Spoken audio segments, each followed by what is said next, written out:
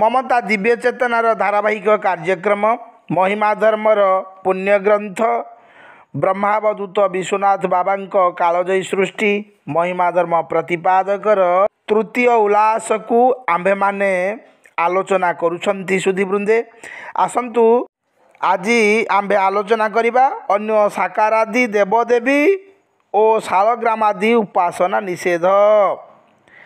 मनसा कल्पिता मूर्ति नृणांचेन मोक्ष साधनी स्वल्पलब्धेन राज्येन राजानो मानवास्तथा महानिर्वाण तंत्र रे उल्लेख अच्छी। स्वप्न रे राज्य बा रत्न लाभ कले मध्य जेपरि निद्रा भंगरे ताहार किछि मात्र सारत्व परिदृश्यमान बा अनुभूत हुए नाही, सेहीपरि मनः कल्पित नाना प्रकार देव देवी को मोक्षदानर अधिकर्ता ज्ञान करी पूजा कले मध्य ताहार कौनसी फल लाभ हुए नाही। समभाव उभय ही असार। पुनश्च भागवत वर्णित अच्छी अविस्मितं तं परिपूर्ण कामं स्वनैव लाभेन समं प्रशान्तं विनोपसर्पत्य परं हि बालिश स्वलांगुले नातीति तर्ति सिंधु।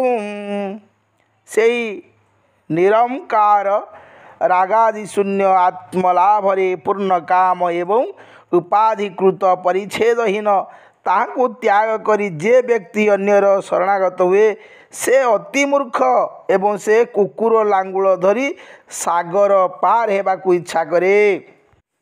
पुनश्च भगवान कही विषयांध व्यक्ति अन्य देवतार उपासना करती ते में मतम विज्ञाय परोक्षम विषयात्मका हिंसायां यदि राग स्याद यज्ञ एवं चोदना हिंसा विहारा ह्या लब्धै पशुभि स्वसु खेचया जजन्ते देवता जगै पितृभूत पतिन खड़ा स्वप्नपम मम्मुम लोकमसंतम श्रवण प्रियम आशीष हृदि संकल्प्य त्यजन्त्य अर्थान जथा बणिक। विषयात्मक से सकल व्यक्ति आमर यही अस्फुट मत जानी न पारी देवता मानकू अर्चना करुथांती। से मानक मध्यरे जो माने हिंस्र से माने यज्ञर अनुष्ठान रे प्रवृत्त होती, किंतु यह विधि नुहे परिसंख्या मात्र। से हिंसापटु लोक माने यज्ञ रे बलि रूपे दत्त पशु सकल द्वारा निज सुखाभिलाषी होई देवता पितृ और भूतपति मानकर जाग करती। से माने अखिल मंगलमय कल्पना करी बणिक सदृश्य अर्थ सकल परित्याग करती। जैन्य देवं परत्वेन वदन्त्य ज्ञानमोहिता नारायणा जगद्वन्द्यं ते वै पाषाण्डिनस्तथा। पद्म पुराणर उत्तरखंड रे उल्लेख अच्छी जे अज्ञानी व्यक्ति माने विष्णु भिन्न अन्य देवता को श्रेष्ठ ओ जगत पूज्य बोली व्यक्ति करती से माने निश्चिंत पाषांड। पुनश्च वैष्णव ग्रंथ मानकरे उक्त अच्छी वासुदेव परित्यज्य चान्य देव मुपासते तृषितो जानवी तीरे कूपम खनति दुर्मति। पाषांड दलन रे कुहा जाइछि। पांडव गीताय सुनी पाषांडीर धंद वैष्णव सुनिया ताहा पाइलो आनंद। त्याग करी वासुदेव जगतर पति अन्य देव उपासना करे मूढ़मती। जानवीर तीरे जेन मर ए पियासे कुआ खुदी जल खाय दैव कर्म बसे। सुनः पुछः जता धृत्वा तर्तुमिच्छेद सरितिपतिं हरिमित्यक्ता तथा सेव्य मन्योपासनाया भवेत्। पद्म पुराण रे वर्णित होयछि।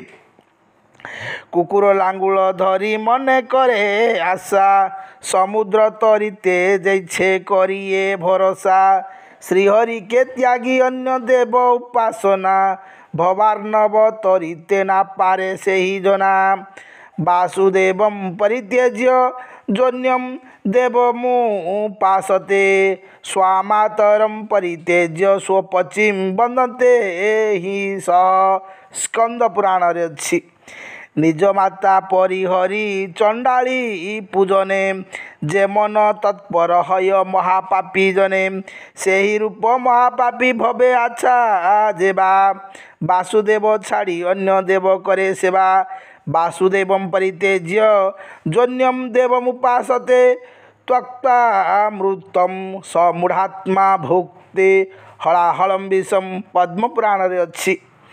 ବାସୁଦେବ ପରିତ୍ୟାଗ କରିଆ ଯେ ଜନ ଅନ୍ୟ ଦେବତାରେ କରେ ଅର୍ଚ୍ଚନ ବନ୍ଦନ ସେ ମୂଢ଼ ଅମୃତ ତେଜି ବିଷ କରେ ପାନ ଶାସ୍ତ୍ର ବାକ୍ୟ ଇଥେ କଭୁ ନା ଭାବି ହୋ ଆନ ଜସ୍ତୁ ବିଷ୍ଣୁ ପରିତ୍ୟଜ୍ୟ ମାୟୟାନ୍ୟମ୍ ଉପାସତେ ସହେମ ରାଶି ମୁତ୍ ସୂର୍ଯ୍ୟପାମ୍ ସୁରାଶିମ୍ ଜିଘୃକ୍ଷତି ମହାଭାରତରେ ଅଛି।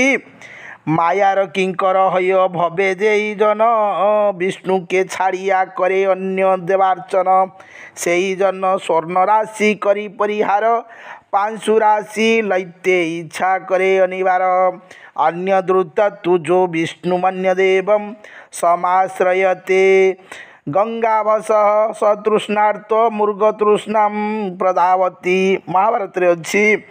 ବିଷ୍ଣୁକେ ଅବଜ୍ଞା କରି ଯେହି ମୂର୍ଖ ଜନ ଅନ୍ୟ ଦେବତାର କରେ ଆଶ୍ରୟ ଗ୍ରହଣ ତୃଷାର୍ଥ ହଇଆ ସେହି ଛାଡ଼ି ଗଙ୍ଗାଜଳ ମୃଗ ତୃଷ୍ଣା ପ୍ରତିଧାୟ ହଇଆ ବିକଲ ପୁନଶ୍ଚ ଅଧମ ବ୍ୟକ୍ତିମାନେ ମହାବିଷ୍ଣୁଙ୍କ ସହିତ ଅନ୍ୟ ଦେବତାମାନଙ୍କୁ ସମଭାବେ ତୁଳନା କରି ଭଜନା କରନ୍ତି।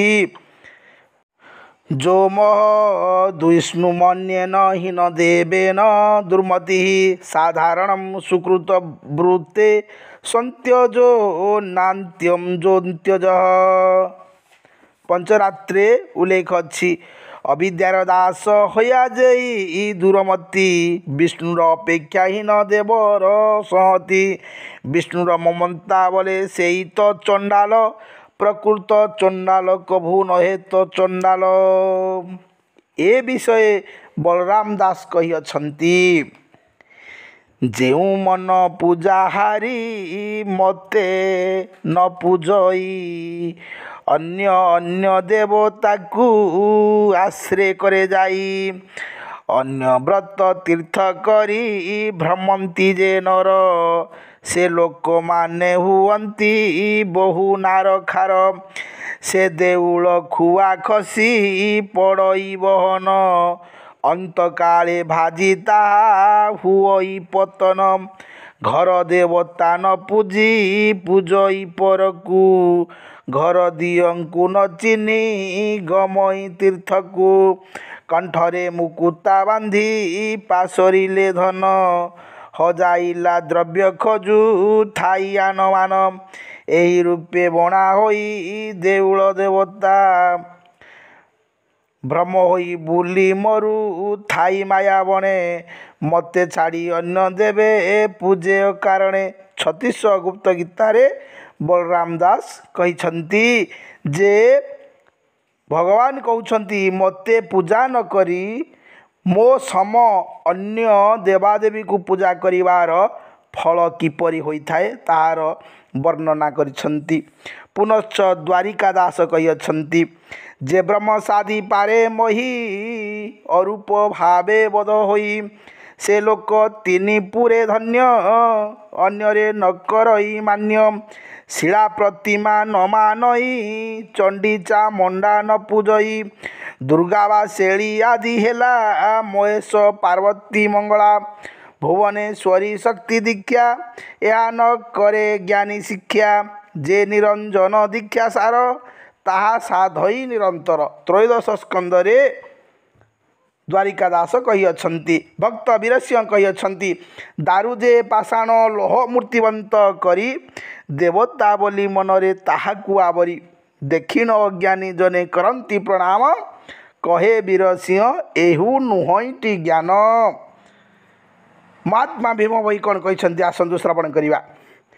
अचेतारे सिना जन प्राणी माने करुछंती देव पूजा पादे पड़ी रक्षा कर बोलुछंती देवु खीरी पुरी खजा मूर्ति सिना से ही जीव आत्मा नाही काहू जाति देव बर विष्णु नटकुट माया को न जानी अज्ञान रे मूढ़ नर जेहू गढ़ी आपणा पिंड प्राण ताकू समर्पण नाही दारू प्रतिमा मूर्ति की बोलुछंती प्राण को बंचाओ तुही मनीष होई निर्जीव संगे भाव देखटी केड़े अज्ञान शून्यरु जेहू पिंड प्राण गढ़िला नाही ताकू अनुमान दुर्लभ जन्म व्यर्थ हेउछि परमेश्वरंकु न चिन्ही अज्ञान रे नरे सबुकु पूजिले प्रकृतिर सुखमणि आपणा मनरे जहा विचारिले सेही कर्म मान कले वृथा कर्म कांडे समस्ते पड़िले निज धर्म न जानिले साधुजन माने अविवेकी नुह निज कर्म अनुसर तदगत करी नाम आश्रय कले दुस्तरु होइब पार हेला कर नाही भेला बुड़ी जीव बेल होइलाणी आसी अपराध जेते खंडन कराओ नाम ब्रह्मे नुह दोषी असुख न पाओ मने क्षोभ नुह पिंड पुराण को हित भणे भीम भक्त ऊनविंश सत पदे तु करी चेत। ए हेउची स्तुति चिंतामणिर कथा 95तम बोली रे महात्मा भीम भई उल्लेख करिसंती।